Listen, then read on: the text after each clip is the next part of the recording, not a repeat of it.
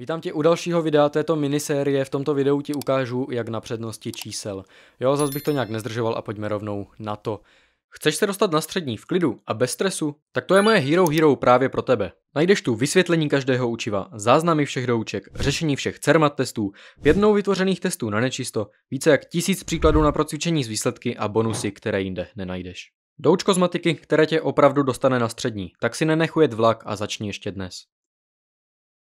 Tak nějaké dvě hlavní věci, které musíme u těch předností čísel znát, je to, že násobení a dělení má vždy přednost před sčítáním a odčítáním a když mám nějaké závorky, tak vždycky první počítám to, co je v těch závorkách a až potom počítám to, co je mimo ty závorky. Máme tady nějaký jeden příklad, tak na tom si ukážeme hlavně to sčítání, odčítání, násobení, dělení, jak to funguje a potom si ukážeme, jak odstraňovat nějaké závorky a jak to počítat s těmi závorkami. A na konci si ještě vysvětlíme kulaté a hranaté závorky. Tak jo, tak pojďme na ten první příklad. Takže, jak jsem říkal, sčítání a odčítání je až po násobení a dělení. Tudíž první počítám násobení a dělení a až potom dělám nějaké sčítání nebo odčítání. Důležitá věc, kterou je si uvědomit, je to, že když mám třeba nějaké čísla, mám třeba -6 krát 2, tam mám nějaký příklad a potom mám -6 krát 2. Tak to mínusko se k té šestce vztahuje. To znamená, že já mám vlastně -6 krát +2. Minus a plus mi dá minus, to znamená, že výsledek bude záporný a 6 krát 2 je 12, takže výsledek bude -12. Jo, možná si teďka říkáš, ale tak jako to tak nemusím dělat, můžu to udělat tím způsobem, že to mínusko prostě opíšu, jo, že bych měl -6 krát 2, mínusko bych obsal a teďka bych si dal 6 krát 2 a to je 12. Ano, někdy to funguje, ale může se ti stát to, že bys měl -6 krát -2, minus a minus ti dá plus a 6 krát 2 je 12. Jo, a teďka když bych to mínusko vlastně jenom obsal, tak bych měl -12 a ne +12 a vidíš, že to nesedí. Jo, to znamená, že ta znamenka se vždycky k tomu číslu vztahují. Tak 8 krát 7 plus 8 krát plus 7, 8 krát 7, že jo, 56, teďka mám +2, plus 2 budu dělat až potom, proto jsem ji podtrhl červeně.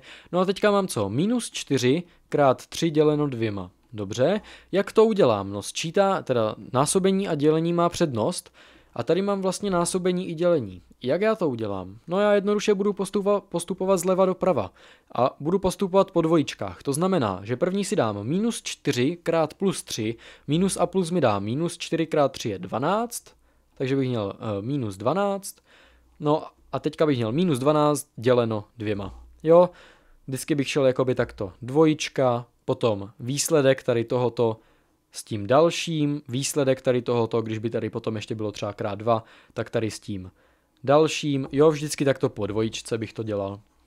Takže teďka budu mít -12 děleno 2. Zase toto bude mít přednost, jo, než tady toto. Takže dám 56 plus 2, klidně to rovnou už můžu jakoby sečíst, jo, to mi nic nezmění, ale radši to ještě nechám tak, ať si to nějak upevníme, ty postupy. -12 děleno plus 2, plus a minus mi dá minus, 12 děleno 2 je 6, no a 56 plus 2 je 58, minus 6 je 52. Tak to by bylo řešení toho prvního příkladu. A pojďme se teďka podívat na ty závorky. Takže jak jsem říkal, vždycky první počítám to, co je v té závorce, takže 3 a minus opíšu. -4 minus 3 mi dá -7.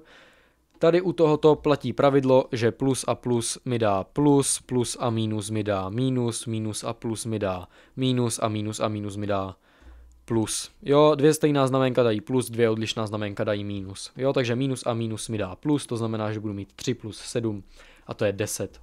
Jo, teďka budu mít 6 plus, v závorce 7 minus 9 je minus 2, plus a minus mi dá minus, takže budu mít 6 minus 2 a to je 4. Teďka tady mám nějaké násobení, ale zase mám tam nějakou závorku, tak první spočítám to, co je v té závorce. Budu mít 12 minus 10 je 2 krát 7 plus 2 krát plus 7 plus a plus je plus 2 krát 7 je 14.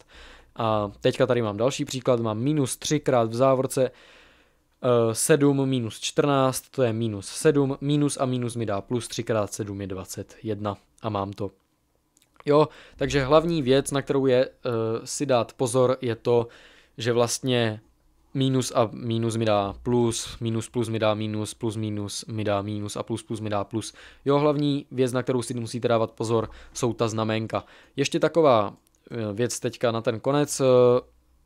Kulaté závorky počítám první, hranaté počítám až potom, to znamená, že když mám nějaké takto dvě závorky, tak já klidně můžu mít takto závorku 12 minus 3 krát 2 plus 6, jo, tak první dělám to, že jakoby spočítám toto a budu mít hranatou závorku 12 minus 3 je 9 krát 2 plus 6, jo, já to píšu jako hodně krok za krokem, že to dělám všechno tak, jak to je. Teďka budu mít 9 krát 2 je 18 plus 6, no tady je vlastně ještě hranatá závorka a 18 plus 6 je 24. Jo, tu hranatou závorku už jsem klidně tady v tomto kroku mohl oddělat, ale schválně jsem ji tam nechal, aby jsme ji tam ještě viděli. Jo, takže to je ještě tak jedna věc a ještě mě napadá taková jedna věc, ale ta se využívá spíš u výrazů. Tu u takovéhoto klasického počítání nevyužijete, možná jste si říkali, že když mám třeba příklad 3 plus 2 plus 4, tak proč jsem prostě neudělal to, že když mám před závorkou plus, tak proč jsem tu závorku prostě jenom jednoduše nesmazal a nedostal jsem 3 plus 2 plus 4, protože jsem to chtěl udělat takto postupně, jo. Schválně jsem to tak udělal, abyste pochopili, proč to tak je ten výsledek a teďka vám ukazuju další způsob, když mám třeba 3 plus a tady bych měl, nevím, 4 minus 5, tak já bych klidně mohl udělat to, že když mám před závorkou plus, tak jediné, co stačí udělat, je to, že vezmu gumu a tu závorku prostě vygumuju a tak, jak to je teďka, takže 3 plus 4 minus 5, tak ten příklad už aj budu počítat, takže 3 plus 4 je 7, 7 minus 5 jsou 2. Jo, takže tak. Tady to není stejný příklad, to se omlouvám, to jsem to teďka napsal blbě. Jo, a když mám před závorkou mínusko, to by znamenalo, že bych měl třeba 3 minus v závorce 2 plus 1, nebo 2 minus 1 spíš dám. Mám vlastně plus 2 minus 1, tak teďka nemůžu udělat to, že bych tu závorku takto oddělal a počítal. Teďka, když mám před závorkou minus, tak musím udělat to, že vlastně tím mínuskem otočím každé znaménko u každého čísla v té závorce, takže bych měl 3 z plus 2 by se stala minus 2 a z minus 1 by se stala plus 1. Jo, a teďka už bych to mohl dopočítat. Takže 3 minus 2 je 1, 1 plus 1 jsou 2 a mám to. Takže tak. Jo, tak to by bylo všechno tady k tomuto těm přednostním čísel a asi tak. Takže budu se na vás zase těšit u nějakého dalšího videa, ať už u nějakého zápisu, u nějakého streamu nebo u nějakého takovéhoto krátkého videa. Mějte se určitě pěkně a ahoj.